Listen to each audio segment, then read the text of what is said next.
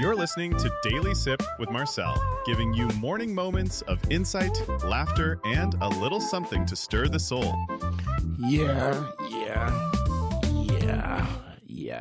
Wham, bam. Good morning, good afternoon, and possibly good night if you're listening from, say, the International Space Station.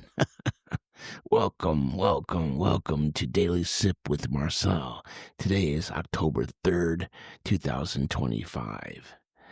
And I am ridiculously hydrated. Yeah, that's the stuff. And guess what, my delightful little listeners? It's Friday. Yeah. So we did it. We crawled our way out of the news swamp. The week was crazier than a squirrel trying to organize a nut convention. I mean, I don't know about you, but I feel like I've aged about 6 years since Monday. My wrinkles have wrinkles. Oh my God. But we're not here to talk about the news, are we? No. Today, we're here for good news. The stuff that makes your little heart go boing, boing, boing. And I have a story that is simply peanuts. See what I did there?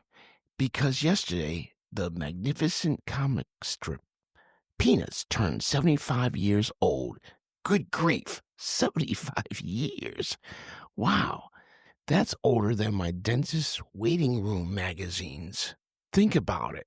Back in 1950, a genius named Charles Schulz introduced the world to Charlie Brown, his best pal Snoopy, and the whole gang.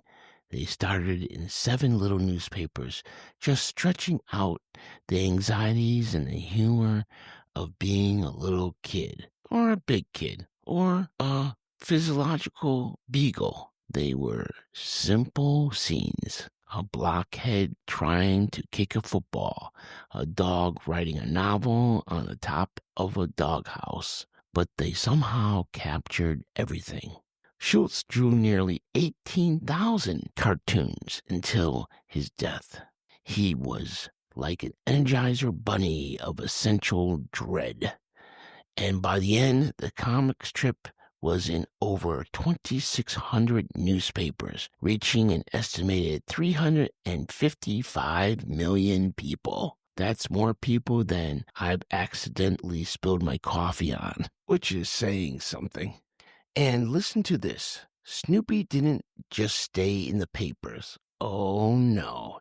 He became a superstar, an Emmy-winning Macy's Thanksgiving Day parade balloon kind of superstar. And the brand is still making about $30 million a year. That's a lot of money for a boy who never got to kick that football. But it gets even better. To celebrate this monumental birthday, they're not just letting the good times roll. They're launching the good times.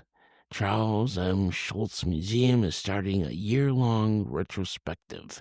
Publishers are printing commemorative collections, and my favorite, Apple TV Plus, is extending its partnership.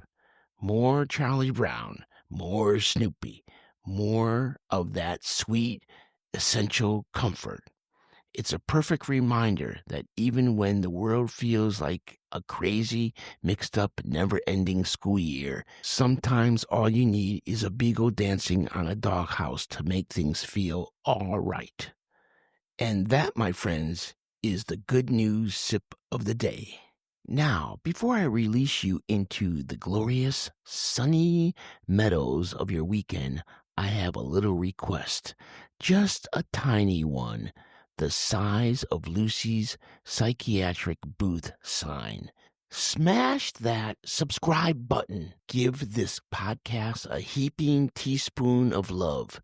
You won't hear my tiny voice again until Monday, when we'll tackle next week with the enthusiasm of Snoopy chasing the Red Baron. But wait, this Sunday, make sure you catch Sunday in a Sip, where we'll be diving deep into the week-long topics that make your weekend sparkle. Have a safe, sensational, and utterly spectacular weekend. Go find your own little piece of the good life. And that's that for today's Daily Sip. Thanks for spending part of your day with me. If today's sip gave you something to think about, smile about, or share, pass it on. Be sure to follow the show so we can keep sipping together. Until next time, I'm Marcel. Stay grounded, stay grateful, and I'll see you Monday.